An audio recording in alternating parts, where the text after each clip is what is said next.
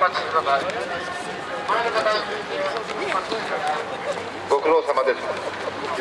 全路連、国交路連の前に宣伝カーが1台入りますから、それ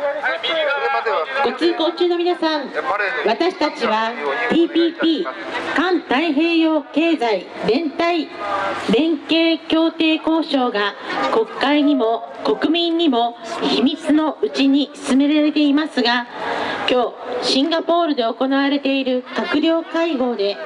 国会決議に反した合意が行われないよう訴えています。私たちは日比谷野外音楽堂で全国からさまざまな分野の人たちが集まって、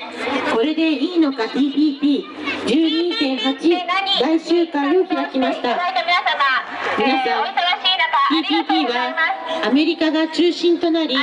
多国籍大企業の利益を目指した協定です。そのため関税をゼロにするだけでなく、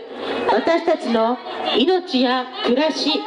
雇用や地域経済を守る制度を壊してしまう協定です。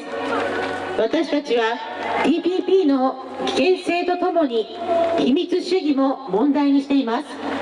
自分たちの暮らしや経済の在り方を情報開示も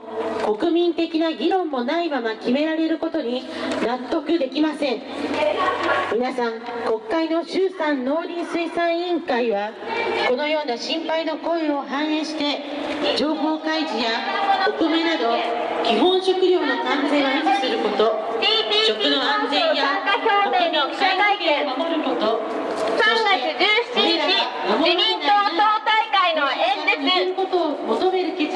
21日、衆議院予算委員会における発言、石破幹事長の10月2日、